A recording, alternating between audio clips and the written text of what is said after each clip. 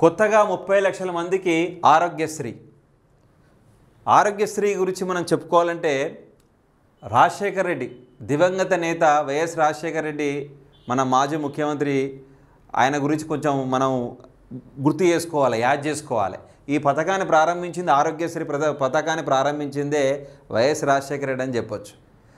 ఇక మనకు దాదాపుగా మనం కొట్లాడి తెలంగాణ తెచ్చుకున్నాం. బీఆర్ఎస్ పార్టీని 10 సంవత్సరాలను వాళ్ళకి అవకాశం ఇచ్చినాం. మరి ఆ టైంలో మనకి ఏమన్నా అదేది మన రేషన్ కార్డ్స్ కానీ, మన హెల్త్ సంబంధించిన కార్డ్స్ కానీ వాళ్ళు ఏమన్నా చేసిర్రా? ఎక్కడ కూడా మనకు కనిపించలే, దాఖలాలు లేవు. మరి ఈ ఆరోగ్యశ్రీ వల్ల దేనికి ఉపయోగం అంటే చాలా రకాలుగా ఉపయోగం. పేదవాళ్లకు దీర్ఘకాల రోగాలు ఉంటాయి, కిడ్నీ సమస్యలు కానీ రకరకాల పెద్ద సమస్యలు ఉంటాయి శరీరంలో. అంటే మనకు రోగం అనేది మనకెవరికి కూడా చెప్పి వచ్చేది కాదు. ఏ క్షణం మనిషి ఎలాంటి రోగానికి బానిసవుతాడో కూడా తెలియని పరిస్థితి ఈ రోజులలో. ఒక చిన్న డిసీజ్కు మనము చిన్న హాస్పిటల్కి పోతేనే దాదాపుగా మెడికల్ షాప్లో బిల్లే 1000-2000 అయ్యే పరిస్థితిలో ఇప్పుడు మనం చూస్తున్నాం. కానీ మధ్యతరగతి సామాన్యుడు ఆ మందులు కొనుక్కునే పరిస్థితి ఉందా? లేదు. మరి ఇది మాత్రం ఈ పథకం అయితే చాలా గొప్ప పథకం. ఎందుకంటే పేదవాళ్లకు మంచి పెద్ద హాస్పిటల్లో కానీ వాళ్ళకు వచ్చినటువంటి రకరకాల పెద్ద రోగాలకు కూడా నయం చేసుకోవడానికి ప్రభుత్వం దగ్గరుండి నిధినిస్తుంది, మళ్ళీ వాళ్ళ ఆరోగ్యాన్ని కూడా కాపాడుతుంది. ఇది మహత్తర కార్యక్రమం. ఇది పేదవాడికి ఒక ఐడెంటిటీ. నేను పేదవాడిని చెప్పుకోవడం గర్వంగా చెప్పుకోవచ్చు. మనం ఏ హాస్పిటల్కి పోయినా ఎక్కడికి పోయినా భయపడాల్సిన పని లేదు. ఎందుకంటే లబ్ధిదారులు దాదాపుగా ఇప్పుడు కొత్తగా రేషన్ కార్డులు అప్లై చేసుకున్న వాళ్ళందరూ కూడా ఈ పథకానికి అర్హులే అని ప్రస్తుత మన రాష్ట్రాన్ని పరిపాలిస్తున్న కాంగ్రెస్ ప్రభుత్వం చెప్తుంది. అంటే రేషన్ కార్డు అప్లై చేసుకున్న వాళ్ళందరికీ కూడా ఆటోమేటిక్గా ఆరోగ్యశ్రీ కార్డు కూడా వస్తుందట. దానికి సంబంధించిన వార్తనే బ్రీఫ్గా నేను మీకు వివరిస్తాను, చూడండి. ఇలా కొత్తగా 30 లక్షల మందికి ఆరోగ్యశ్రీ వర్తిస్తుంది. రేషన్ కార్డుల జారీతో పెరిగిన లబ్ధిదారులు. ఇటీవల 1590 కోట్లు బకాయిలు చెల్లించిన ప్రభుత్వం. పథకం కింద చికిత్స అందించేందుకు ఆసుపత్రులు క్యూ. ఇటీవలే మరో 100 హాస్పిటళ్ళు దరఖాస్తు. అంటే ఈ ఆరోగ్యశ్రీలో కార్డు తీసుకొని వస్తే మేము వైద్యం చేస్తాం ప్రజలందరికీ అని 100 హాస్పిటల్ కూడా ప్రభుత్వానికి దరఖాస్తు పెట్టినాయట. దాదాపుగా ఈ ఆరోగ్యశ్రీ పథకం కింద మేము వైద్యం చేస్తామని పెద్ద హాస్పిటల్ కూడా లైన్ కడుతున్నాయట.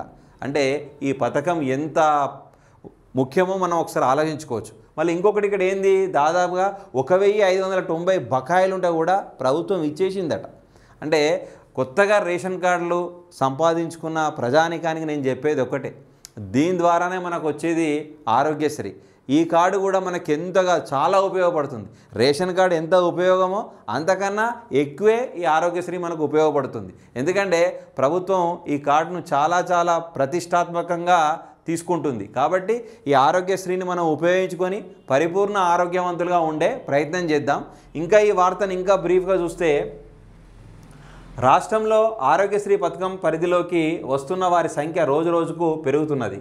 ప్రభుత్వం కొత్త రేషన్ కార్డులు మంజూరు చేస్తున్న క్రమంలో ఆటోమేటిక్గా వారు ఆరోగ్యశ్రీ అర్హులు అవుతున్నారు. ఇలా అర్హులైన వారి సంఖ్య 30 లక్షలకు పెరిగిందని అధికారులు అంచనా వేస్తున్నారు. మరోవైపు రాష్ట్ర ప్రభుత్వం ఆరోగ్యశ్రీ స్కీమ్ బకాయిలు సుమారు 1590 కోట్లు చెల్లించింది. దీంతో తమ ఆసుపత్రుల్లో పథకం కింద చికిత్స చేసేందుకు అనేక ప్రైవేట్ ఆసుపత్రులు ముందుకొస్తున్నాయి. చికిత్స అందించే లిమిట్ ఎక్కడా లేని విధంగా సుమారు 5 లక్షల నుంచి 10 లక్షల వరకు పెంచడంతో తీవ్ర అనారోగ్యాలకు గురైన వారు ఆరోగ్యశ్రీ కింద చికిత్స చేసుకునే అవకాశం ఉంది. అంటే దీర్ఘకాల రోగాలకు సంబంధించింది ఎంత ఇస్తుందట? సుమారు దాదాపుగా 5 లక్షల నుంచి 10 లక్షల వరకు కూడా ఇస్తుందట. రకరకాల ఏ రోగం వచ్చినా కూడా భయపడాల్సిన అవసరం లేదు. ఆరోగ్యశ్రీ కార్డు ఉంటే దగ్గర 5 నుంచి 10 లక్షల వరకు మనకు ప్రభుత్వమే ఇస్తుంది. మన వైద్యం మొత్తం కూడా ప్రభుత్వమే చూసుకుంటుందట. జాగ్రత్త చూసుకోండి. కొత్త లబ్ధిదారుల లెక్కలు ఇలా గతంలో 90.10 లక్షల తెల్ల రేషన్ కార్డులు ఉండేవి. దీని ద్వారా సుమారు 2.80 కోట్ల మంది ఆరోగ్యశ్రీ పరిధిలోకి వచ్చేవారు. ప్రస్తుతం రాష్ట్ర ప్రభుత్వం కొత్త రేషన్ కార్డుల మంజూరు చేస్తున్నది. మొత్తము 93,99,361 కుటుంబాలకు గాను 3,14,00,000లకు పైగా లబ్ధిదారులు ఉన్నారు. మొత్తంగా ఆరోగ్యశ్రీ పథకానికి 30 లక్షల మంది యాడ్ అయ్యారు.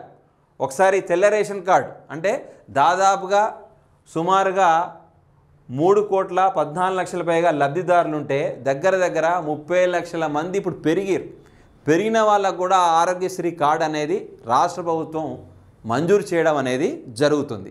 అంటే ఏదేమైనా కూడా ఈ కార్డు ద్వారా మనకు ఆరోగ్యానికి సంబంధించింది, హాస్పిటల్కి సంబంధించిన బిల్లుల గురించి పేదవాళ్ళు బాధపడద్దు, భయపడద్దు. ఇంత పెద్ద రోగం వచ్చింది, ఎట్లా పరిస్థితి, మరి ఏ హాస్పిటల్ పోతే ఎన్ని డబ్బులు అవుతాయి ఏంది అనేది మనం భయపడాల్సిన అవసరం లేదు.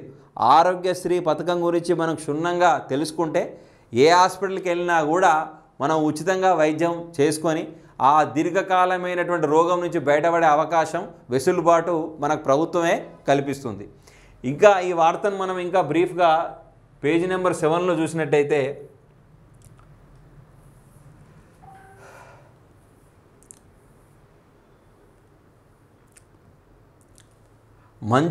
మంజూరైతే వారి పేర్లు ఆటోమేటిక్గా ఆరోగ్యశ్రీ పరిధిలోకి రావడంలో ఈ పథకాన్ని అమలు చేయడం మరింత తేలికవుతుంది. ఎవరికైతే ప్రస్తుతం అప్లై చేసుకున్న తెల్ల రేషన్ కార్డు వాళ్ళకైతే ఎవరైతే అప్లై చేసుకున్నారో ఆటోమేటిక్గా ఆరోగ్యశ్రీ కూడా వాళ్ళు బదిలీ చేశారట. ఆటోమేటిక్గా అప్లై అనేది చేసే ఒక సాఫ్ట్వేర్ను ప్రభుత్వం తీసుకొని వస్తుందట. అంటే తెల్ల రేషన్ కార్డు అర్హులైనటువంటి తెల్ల రేషన్ కార్డు వాళ్ళు ఉన్న ప్రతి ఒక్కరు కూడా ఆరోగ్యశ్రీకి అర్హులే, ఎలాంటి సందేహం లేదు దాంట్లో. ఆ వైట్ రేషన్ కార్డు ఉంటే ఆరోగ్యశ్రీ కార్డు మనకు ఉన్నట్టే, ఎలాంటి ప్రాబ్లం. కానీ ఆటోమేటిక్గా ఆ కార్డు కూడా మనకి ఇస్తారు. 100 ఆసుపత్రులు అప్లై. దాదాపుగా ఆరోగ్యశ్రీ ఉంటే వైద్యం చేస్తాం, మేం చేస్తామని సుమారుగా 100 ఆసుపత్రులు, దవాఖానాలు ప్రభుత్వానికి అప్లికేషన్ పెట్టినాయట. అంటే అర్థం చేసుకోండి, అంటే దాదాపుగా ఈ కార్డు అంటే ఈ యొక్క ఆరోగ్యశ్రీ కార్డు మీద ఎంత విశ్వాసంగా ఉన్నాయో ఆసుపత్రులు ఒక్కసారి ఆలోచించుకోవచ్చు మనం. అంటే ప్రభుత్వం అంత నీతి నిజాయితీగా చెల్లిస్తుంది అనేది ఇక్కడ రుజువవుతుంది. ఎందుకంటే వాళ్ళు 100 ముందే ప్రైవేట్ హాస్పిటల్, వాళ్ళు పైసలు తీసుకొని పనే చేయరు. అటువంటిది వాళ్ళు దాదాపుగా అప్లై కూడా చేసుకున్నారట. 10 ఏళ్ల తర్వాత ఆరోగ్యశ్రీ చికిత్స అమలవుతున్న ప్యాకేజీలపై ఆరోగ్య శాఖ మంత్రి దామోదర రాజనరసింహ ఇటీవల రివ్యూ చేశారు. ఆసుపత్రుల నుంచి వస్తున్న విన్నపాలను గమనించి ప్యాకేజీ ధరలకు సుమారు 22% పెంచారు. 20 నెలల్లో మొత్తం 1,590 కోట్ల ఆరోగ్యశ్రీ బకాయిలు ప్రభుత్వం చెల్లించడంతో ప్రైవేట్ ఆసుపత్రులు యాజమాన్యం సైతం పథకాన్ని పూర్తి స్థాయిలో అమలు చేసేందుకు ముందుకొస్తున్నాయి. దీని పరిధి సైతం ప్రభుత్వం ఏకంగా రూపాయలు 10 లక్షలకు పెంచడంతో అనేక రోగాల చికిత్సలు అందుబాటులోకి వచ్చింది.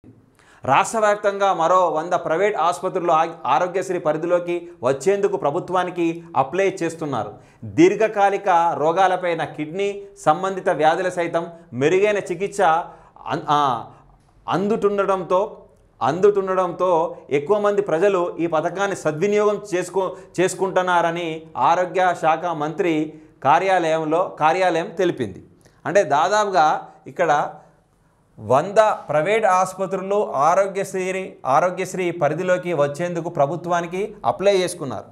దీర్ఘకాలిక సంబంధించిన రోగాలు, కిడ్నీ సంబంధించిన వ్యాధులు సైతం మెరుగైన చికిత్స అందుబాటులోకి రావడంతో ఎక్కువ మంది ప్రజలు ఈ పథకాన్ని సద్వినియోగం చేసుకుంటున్నారట.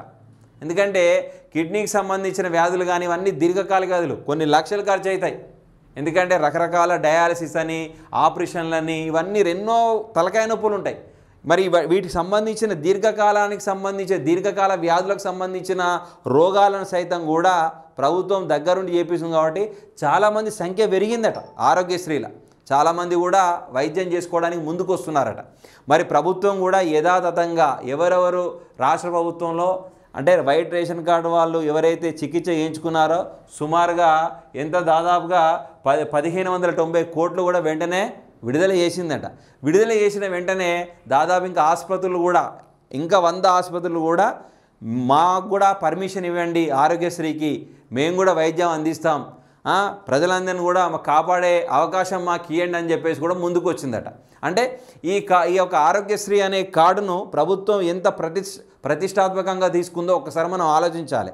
ఇది నేను ఇంతగానం కష్టపడి ఎవరి కోసం చెప్తున్నా, పేదవాళ్ళ కోసమే చెప్తున్నా. ఎందుకంటే మనం రెక్కాడితే కానీ డొక్కాడని బతుకులమని. ఎందుకంటే హాస్పిటల్లో లక్షల లక్షలు ఖర్చు చేసేంత దమ్ము ధైర్యం మనకు లేదు. పోతే గవర్నమెంట్ హాస్పిటల్కే పోతాం, వాడు ఏ మందు ఇస్తే ఆ మందు మింగుతాం, బతుకుతాం, పోతాం అనే మనం పరిస్థితిలో మనం ఉంటాం. కాబట్టి మీరు ఎవరు కూడా భయపడాల్సిన అవసరం లేదు. మీకు వైట్ రేషన్ కార్డు ఉంటే తప్పకుండా ఆరోగ్యశ్రీ కార్డు వస్తుంది. ఆ కార్డుతోని అన్ని రకాలైనటువంటి రోగాలను కూడా మనం తగ్గించుకోవచ్చు. ఒక్కటి గుర్తుపెట్టుకోండి, ఆరోగ్యమే మహాభాగ్యం. ఆరోగ్యం ఉంటే అన్నీ ఉంటాయి. అది కనుక పోతే మాత్రం కోట్లు ఇచ్చినా వేలు ఇచ్చినా మనం సంపాదించుకున్న ఆస్తి కూడా ప్రాణాన్ని కాపాడదు.